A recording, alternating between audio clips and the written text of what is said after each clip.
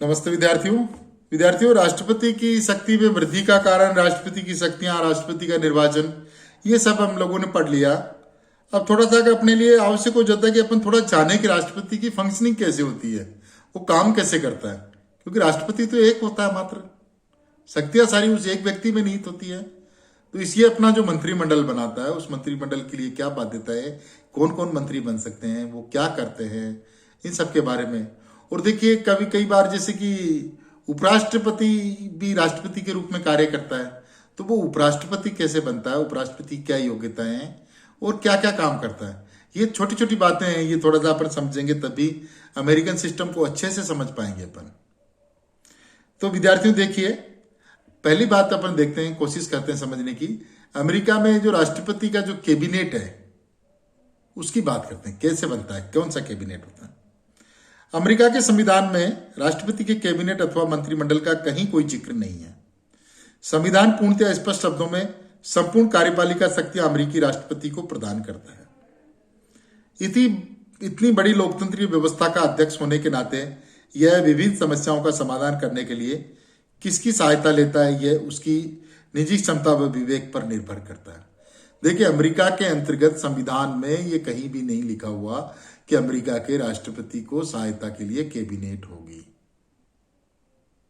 जबकि भारत के संविधान में लिखा हुआ है कि संसद के निचले सदन लोकसभा में बहुमत प्राप्त दल के नेता को राष्ट्रपति प्रधानमंत्री बनाएगा व उसकी सलाह से उसको सहयोग के लिए उसकी सहयोगी मंत्रियों की नियुक्ति करेगा। ये संवैधानिक तथ्य है। अमेरिका का संविधान तो बहुत छोटा है, बहुत छोटा सा। उन्होंने सीधी सीधी बात लिखी, वन द प्रेसिडेंट। मंत्रिपरिषद पूर्णतः राष्ट्रपति की रचना है। मंत्रिमंडल के सदस्य सचिव कहलाते हैं तथा वे राष्ट्रपति के अधीनस्थ कर्मचारियों के समान कार्य करते हैं। ब्रिटिश मंत्रिमंडल के समान वे किसी संयुक्त उत्तरदायित्व के सिद्धांत से बाध्य नहीं होते। राष्ट्रपति अपने मंत्रिमंडल की बैठक बुलाए या नहीं बुलाए, यह पूर्णतः उसकी इच्छा पर निर्भर करता है। अपने सचिवों से परामर्श ले या न ले, यह उसकी विवेकशीलता पर निर्भर करता है। राष्ट्रपति अपने कैबिनेट सदस्यों अथवा सचिवों को अपनी इच्छा व सीनेट की सहमति से नियुक्त करता है। यह अपनी इच्छा से पदमुक्त कर सकता है। अपने प्रभावशाली कैबिनेट सदस्यों को हटाने का कोई दुष्परिणाम राष्ट्रपति को नहीं भुगतना पड़ता है। विभिन्न राष्ट्रपतियों ने अपने मंत्रिमंडल का प्रयोग भिन्न प्रकार से किया है। राष्ट्रपति लिंकन ने गृह युद्ध के दौरान अपने मंत्रिमंडल से नियमित रूप से नहीं मिलता था, परिणाम तो उसके निर्णय व्यक्तिगत होते थे। थियोडर रूजवेल्ट तथा वुड्रो विल्सन अपने मंत्रिमंडल सदस्यों को अपने अधीनस्थ कर्मचारियों के समान समझते थे। वुड्रो विल्सन ने प्रथम महायुद्ध के समय युद्ध के बारे में अपना संदेश तक सहयोगियों के सामने नहीं पढ़ा, क्योंकि वह उसमें किसी प्रकार की टिप्पणी नहीं चाहता था। राष्ट्रपति ट्रूमैन ने साप्ताहिक मीटिंग को अधिक उपयोगी बनाने का प्रयास किया था। राष्ट्रपति आइजनहावर ने मंत्रिमंडल सचिवालय की स्थापना कर उसकी गतिविधियों को व्यवस्थित किया था। राष्ट्रपति केनेडी ने मंत्रिमंडल की गतिविधियों को स्पष्ट रूप से सीमित करने का प्रयास किया था। इस प्रकार अमेरिका के राजनीतिक व्यवस्था में मंत्रिमंडल की उपादेयता पूर्णतया राष्ट्रपति की इच्छा पर निर्भर करती है। क्योंकि सभी महत्वपूर्ण निर्णयों का उत्तरदायित्व राष्ट्रपति का होता है, उसमें मंत्रिमंडल का कोई उत्तरदायी नहीं होता। मंत्रिमंडल के अतिरिक्त budget bureau, council of economics affairs, national security organisation शासन के संचालन में राष्ट्रपति की सहायता करते हैं। राष्ट्रपति समय की आवश्यकता अनुसार ऐसी एजेंसियों का निर्माण करता है जो प्रत्यक्षतः उसके नियंत्रण में निश्चित लक्ष्य के लिए काम करती है। देखिए विद्यार्थियों, ये बड़ी महत्वपूर्ण बात आपके सामने आई है कि अमेरिका का मंत्रिमंडल, मैंने आपके सामने ये टॉपिक तो रख दिया, अमेरिका का राष्ट्रपति एवं cabinet. What is cabinet? Cabinet का कोई अस्तित्व नहीं है अमेरिकी संविधान में। अमेरिका का राष्ट्रपति चाहे तो अपने घर में सफाई करने वाले को अमेरिका का स्वास्थ्य मंत्री बना सकता है। अमेरिका का राष्ट्रपति चाहे तो अपनी वाइफ को वो होम सेक्रेटरी बना सकता है। अभी जैसे डोनाल्ड ट्रंप ने अपनी बेटी को कई पद दे रखे थे। वहां मतलब उत्तरदायित्व सिंगल है अमेरिकी राष्ट्रपति का। वहां पर अमेरिका की जो कैबिनेट, इसमें जो कैबिनेट जिसको अपन कह रहे हैं, एक्चुअली अमेरिका का जो सहयोगी मंडल जो होता है राष्ट्रपति का, उसमें कोई व्यक्ति आएगा, वो संसद का सदस्य, अमेरिकी कांग्रेस का सदस्य तो आ ही नहीं सकता। जुडिशरी का तो मतलब ही नहीं कि वो आ ही नहीं सकता, वो प्राइवेट आदमी आएंगे कोई, जिनको राष्ट्रपति पसंद करेगा। अब इसमें थोड़ा सा व्यवहारिक बात यह है कि राष्ट्रपति के दल जो है, चाहे वो डेमोक्रेटिक हो चाहे रिपब्लिकन, वो अपने दल का बैलेंस बनाने के लिए, ये थोड़ी एक राजनीतिक उसकी मजबूरियां हो सकती है। लेकिन जैसे कि जो बड़े बड़े राष्ट्रपति हुए अमेरिका में, जिनका नाम मैंने अभी आपको लिया था, जैसे ये लिंकन है, जैसे अब्राहम लिंकन है, थियोडर रूजवेल्ट, वुड्रो विल्सन और ये टूमैन आदि, आइजनहावर, केनेडी, इन मतलब केनेडी को थोड़ा अलग देखते हैं अपन, इन राष्ट्रपतियों ने तो उनको कुछ समझा ही नहीं, और वो समझने के लिए बाध्य भी नहीं है वो, क्योंकि इनकी कोई रेस्पॉन्सिबिलिटी नहीं है।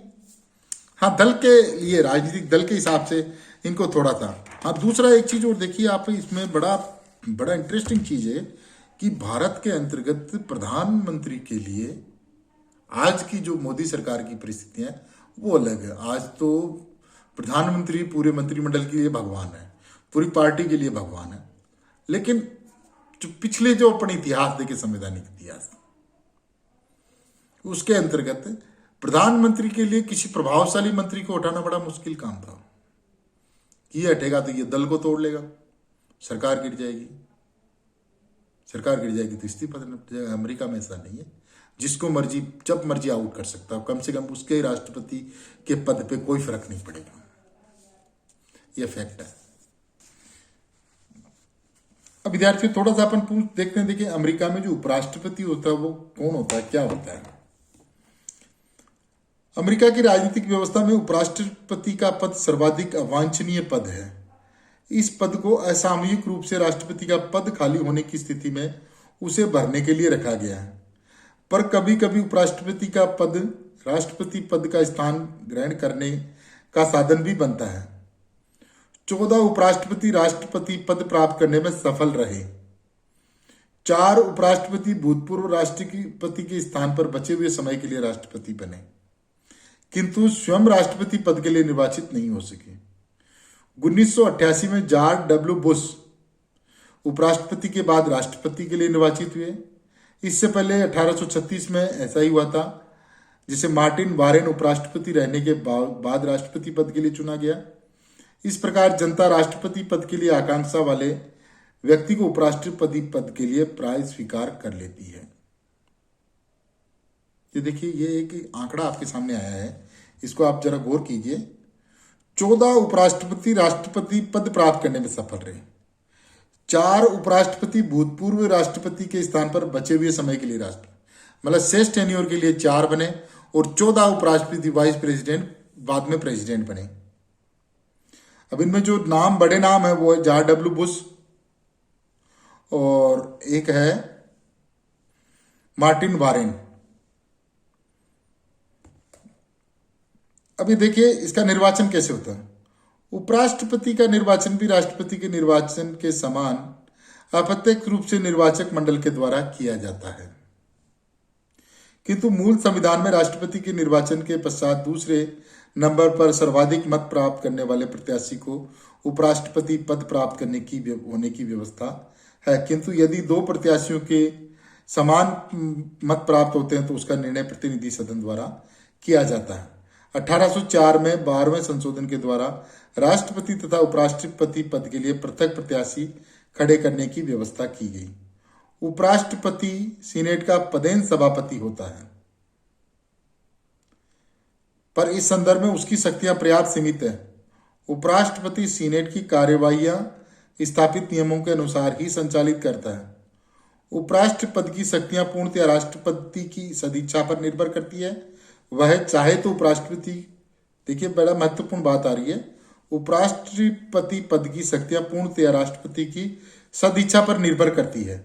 वह चाहे तो उपराष्ट्रपति को अपनी कैबिनेट का सदस्य अथवा अपना प्रमुख सलाहकार बना सकता है। उपराष्ट्रपति उपराष्ट्रपति